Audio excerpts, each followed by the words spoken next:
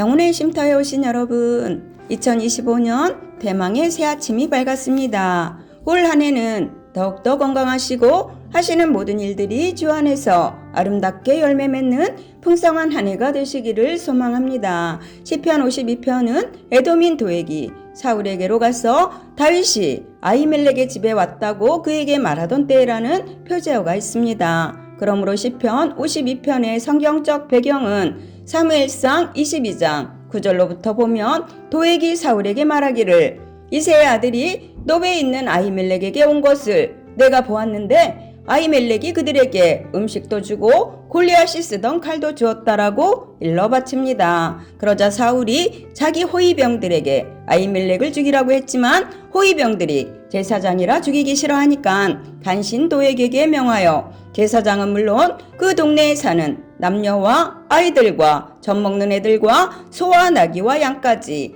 다 죽였다는 사건입니다. 이렇게 악한 사람 도액의 고자질 때문에 의인들이 목숨까지 잃는 상황을 당한 다윗이 쓴 것이 시편 52편입니다. 그래서 이 시편이 우리에게 전하고자 하는 메시지를 살펴보면 첫 번째는 악인이 행하는 악의 실상과 하나님의 심판을 말씀하십니다. 시인은 아무리 포악한 자가 악한 계획을 세워도 의인에게 하나님의 인자하심은 항상 있다고 선포합니다. 그러므로 인생에 가뭄 같은 위기와 시련이 찾아와도 말라 죽지 않도록 하나님께서 의인들을 직접 가꾸시어 의인들이 아름다운 열매를 맺을 수 있도록 이끄신다는 말입니다. 그러나 악인은 그렇지 않지요. 하나님이 내버려 두지 않고 뿌리째 뽑아버리시기 때문입니다. 한마디로 악인은 시편 1편처럼 시험이 닥치면 바람에 날리는 겨와 같이 말라 비틀어 흩날릴 수밖에 없게 된다는 것입니다. 두 번째는 그러므로 우리는 사람을 살리는 말을 해야 한다고 말씀합니다.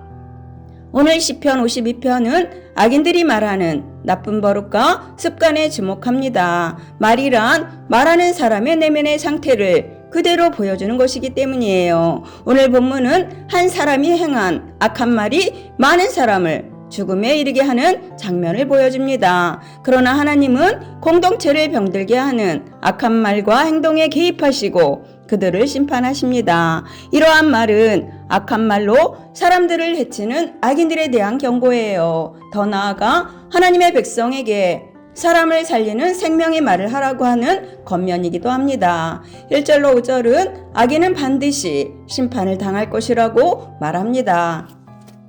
자기를 도와주었다는 이유로 제사장 아히멜렉과 제사장 집안이 몰살을 당했다는 소식은 다윗에게 커다란 충격이었을 것입니다. 그러나 다윗은 치밀어 오르는 분노를 참고 도액이라는 놈을 나쁜 말로 저주하는 대신 그의 악한 행동이 가져올 죄의 대가를 치러야 할 운명을 선포합니다. 그렇게 도액이라는 자가 권력의 빌부터 살면서도 기고만장합니다. 그러나 이것은 악인에게도 오래 참으시는 하나님의 인자하심 때문이에요. 그래도 미련한 자는 그것도 모른 채 간사한 혓바닥을 놀려 거짓을 계획하고 수많은 사람들을 해치는 악을 저지릅니다. 다윗은 이에 간사한 혀로 남을 해치는 악인을 하나님께서 심판하실 것이라 말합니다. 6절로 7절은 의인의 눈으로 보는 악인의 모습을 말합니다. 세상에서 의인과 악인은 분명하게 갈립니다. 의인은 칭찬을 받고 악인은 심판을 당합니다.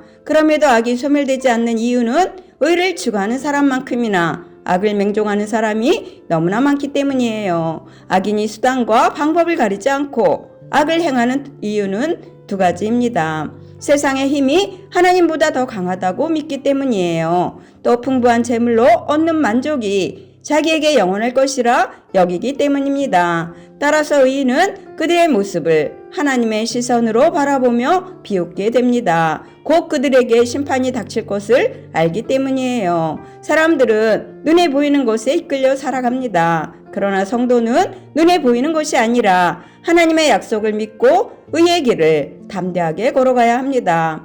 8절로 9절은 하나님을 향한 감사와 신뢰를 고백합니다. 시인은 자신을 하나님의 집 안에 있는 푸른 감람나무 같다고 표현합니다. 이 말은 5절에서 악인을 식물에 비유하여 하나님께서 그 악인을 땅에서 뿌리째 뽑아내 버리시겠다고 하신 말씀과 비교가 됩니다. 이렇게 하나님께서는 시인을 당신의 집안에 심으시고 가꾸어 주십니다. 그러므로 그의 잎은 항상 푸르고 싱싱해요. 그러나 악에는 그렇지 않죠.